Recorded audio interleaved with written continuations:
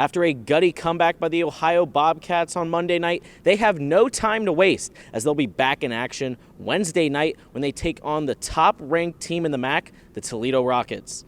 And the team is ready to embrace the challenge. For their matchup against Shenandoah. Yeah, Nick, the last time these two teams played was the opening round of the 2019 playoffs. And on that night, Waterford took home the win thanks to a big night from Holden Daly, and Friday night's contest was a similar story. Waterford not letting a little rain ruin their Friday night as they play host to the Zeps of Shenandoah. And on the punt here for the Zeps, Holden Daly fields the punt around midfield. He'll take it up the far sideline, and he'll return it all the way into the red zone. The snowy and cold conditions did not stop this game from heating up as Warren JFK tried to mount a comeback late in the fourth quarter, down 14-0. The Newark Catholic Green Wave come into the 2021 season as one of the strongest teams in Division 7, Region 27. After a 20-13 loss to Warren John F. Kennedy in the state semifinals, the team returns with a strong mindset. We want to succeed. I feel like everyone wants to succeed, and we're all hungry after last year's state semifinal loss. Here we go. Set. Here. Good. Square up. After a 2020 campaign that saw them lose 4 games by 9 points or fewer, head coach Ryan Aiello is focusing on the little things. You know, the attention to detail, making sure they're holding everybody accountable for doing their job. You know, I think when we focus in on those small things, take a lot of pride in that, do our job, that'll make up for some of the issues that we had that gave those very quality teams the opportunity to beat us. Their 2021 campaign won't be any easier. For this Division 7 powerhouse, their regular season schedule consists of only one team in the same division. Their other 9 opponents all come from Division 6 and above, but the Green Wave aren't backing down from the challenge. We put it as a chip on our shoulder, you know. We're not one of the biggest teams in the LCL, but we feel like we can compete with any team we play. So we just have a chip on our shoulder every game we're going. Reporting for Gridiron Glory, I'm Zach Paquette. Yeah, these two teams met Friday night with a chance to clinch a LCL Cardinal Conference title on the line. And Heath coming in looking for their 7th win of the season, and for the Newark Catholic Green Wave, they still have their eyes on a perfect season. Cece Hooks did most of her damage on the inside as she finished with a team-high 20 points and 16 rebounds. Erica Johnson and Kaylee Bambule made an impact from behind the arc. Johnson finished with 16 points. Yeah, let's start with the favorites, the Newark Catholic Green Wave. 9 of their 10 regular season games were against teams that were in Division 6 and above, meaning they've played tough competition all year. Cole Cantor is looking to lead the Green Wave back to the Final Four this year, where they'll hopefully finally get over the hump and win a state title. The Berne Union Rockets will bring a high-powered offense into the playoffs that's averaging over 50 points per game. Only concern I have for them is their strength of schedule. Their best win came against Worthington Christian, who ranks 10th in Region 23. Have they been tested enough to make a deep playoff run? While Gloucester may be known as a football town, a new team has found success here, the Trimble Lady Tomcats basketball team. The Lady Tomcats just completed one of their best seasons in the last 15 years, but the team didn't always have the same success it had this year. It wasn't long ago that the team had to cancel their season. 3 girls went down with injuries during their game against Miller, and another one was deemed ineligible. It's a sad day for girls basketball in Gloucester, as we regret to inform you that the Lady Tomcats will not be continuing their season. It was a dark place, you know, to think of, you know, are we doing this right? You really start to doubt yourself. Fast forward to this basketball season, and the Lady Tomcats have completely flipped the script. First TVC Hawking title since 2005. First sectional title since 2010.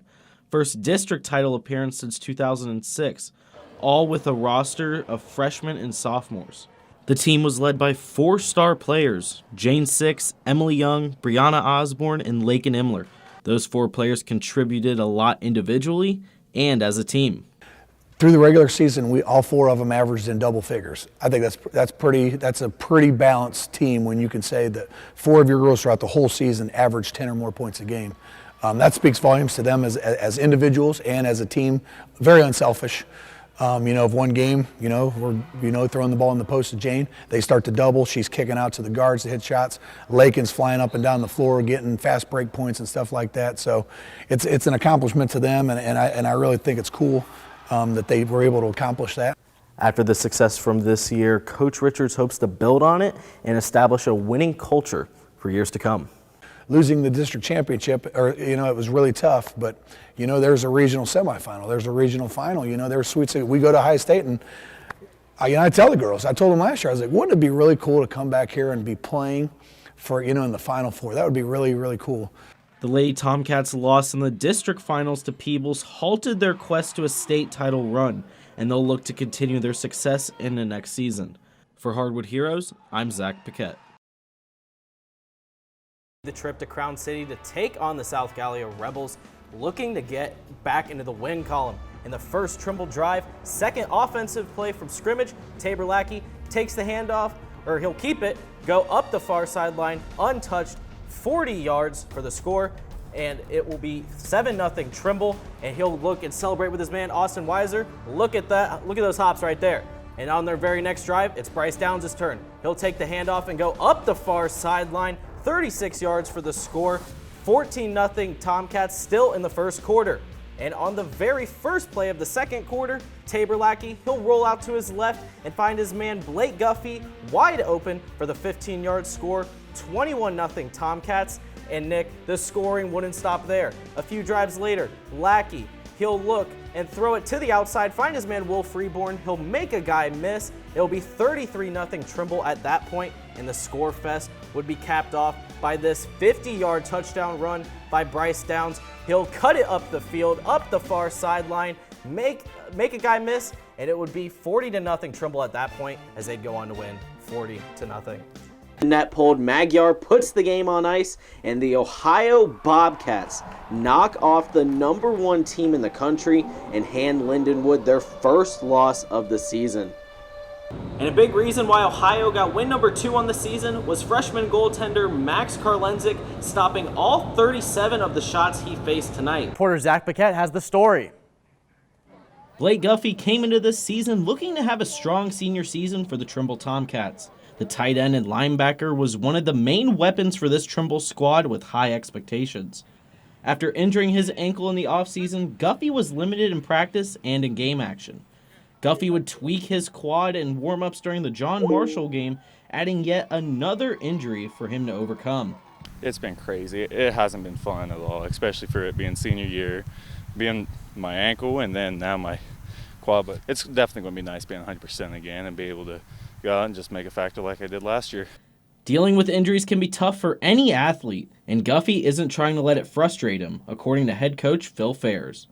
He's just not that kind of kid. He's he's still, even week one, we don't win week one if we don't have Blake Guffey on the field, even though he is injured.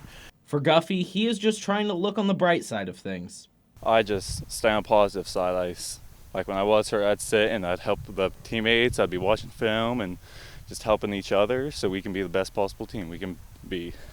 Guffey is hoping to be back fully healthy soon so he can help lead Trimble on a deep playoff run. For Gridiron Glory, I'm Zach Paquette. The Green Wave? Yeah, Nick, I would definitely say so. As Coach Aiello said, East Knox's offense is all about a balanced attack. The Trimble Tomcats did a great job limiting the run, which forced the Bulldogs to pass the ball more. And fortunately for East Knox, it worked out really well for them. Peyton Lester had a great outing against Trimble, and what stood out to me the most about his game was his accuracy and patience. Lester was willing to hit the short routes, let his playmakers get some yards after the catch, and when the Bulldogs did decide to take shots down the field, Lester was there to lead his receivers and put the ball in places where only his receivers could go up and get the ball. You heard me mention his name before. Shane Knepp had 4 touchdown catches against Trimble, and I'm sure he'll be looking for more against Newark Catholic. And Newark Catholic's pass defense will have to be on point on Saturday night, but at the same time, they can't fully abandon defending the run because the Bulldogs can do that as well. Right. Trimble came out fired up as always and ready to play. Each game is more and more important for them with playoffs right around the corner. Homecoming night and a pink out in Gloucester tonight. Big congrats to Peyton Spencer and Sawyer Coombs for winning Homecoming King and Queen. Also, we have a Max Hooper sighting. We have reporter Zach Paquette, who was out at that game to see how they would perform in their second game. Yeah, Jacob, in 2019, the Eastern Eagles made the playoffs and were knocked out by Newark Catholic in the first round. Now, at the time, the 2019 season was considered the best in recent history. That was until this season. After making their first playoff appearance in 18 years in 2019, the Eastern Eagles came into 2020 with high expectations. After suffering a 14-point loss to Caldwell in Week 1, the Eagles played host to Trimble in Week 2 in a game that came down to the wire. Fast forward to the fourth quarter, tie game 7-7. Ridnour hands off to Steve Fitzgerald. And who's that? It's Blake Guffey with the football for the Tomcats, takes it back to the Eastern 7-yard line. And Guffey would kick a 21-yard field goal to take the 10-7 lead. Now it's Eastern's turn to respond. 4th and long here. This is the ball game. Ridnour takes the snap, rolls left, looking for his receiver, finds him, but he's a yard short. And Trimble would hang on to win this one, 10-7. From there, each game felt like a must-win for the Eagles. After beating South Gallia in Week 3, they had a pivotal matchup at Waterford with the fate of their season on the line. Eastern Eagles soar into Wildcat Stadium looking for a huge conference win. Fourth quarter now, Eagles opt for a field goal, and it's good. It's 10-0 Eagles. And on the onside kick, it's Newland fielding the ball for the Eagles, and they'll hold on to win 10-8 over the Wildcats. To come up here and Waterford's a tough place to play, and to gut out a win just like we did, that was great. I mean, all our kids played really hard, and we just gutted them. But it wouldn't be smooth sailing just yet for the Eagles. Injuries to Connor Ridnour during the Waterford game and Blake Newland during the Southern game meant other players needed to step up. Brady Yonker stepped up at quarterback as Ridnour moved to tight end. In the backfield, Steve Fitzgerald emerged as the lead guy in a run-heavy offense. Eastern would finish the regular season 4-2, good enough to finish second in the TVC Hawking standings, their highest finish in a long time. Every team I've had has played hard and they've done great, and it came to these guys and we finally got that rock like last year and this year, so we can get over the top. The Eagles look to ride the momentum from the regular season into the playoffs. They took on Caldwell, who beat the Eagles in Week 1, but it was Eastern who got the last laugh in this historic win. 11-seeded Eastern Eagles taking on 6-seeded Caldwell in this huge playoff matchup. Steve Fitzgerald again up the middle, fakes out the cameraman, but he'll score standing up 23 yards out. But Caldwell wouldn't go down quietly. Braxton Dudley fires a pass, finds Dawson Moore in the back of the end zone, 20-8 Eagles after the 2-point conversion. And on to the second half. Steve Fitzgerald again, 21-yard score. It's 26-8 Eagles at this point, and they would hang on to win 26-14 for their first ever playoff win. It's kind of a little overwhelming because it's the first time this has happened. We want to keep it rolling. That's what we said. It's all the coaches. We don't want this to be the last week we practice. So hats off to the kids. That was just a meat grinder game, and they did a great job. And like Coach Newland was saying, this Eastern team is just taking the season one game at a time, and they found themselves in a nice little playoff run. After an opening period that saw Ohio put up 7 goals, they made Mercyhurst wish there was a mercy rule. From there, Ohio would take the momentum and win this one easily by a score of 11-0. I hear Lady Tomcats had a lot at stake this week. The Lady Tomcats had the chance to clinch a share of the TVC Hawking title for the first time in 15 years. But first, they had to take on Miller and Wahama.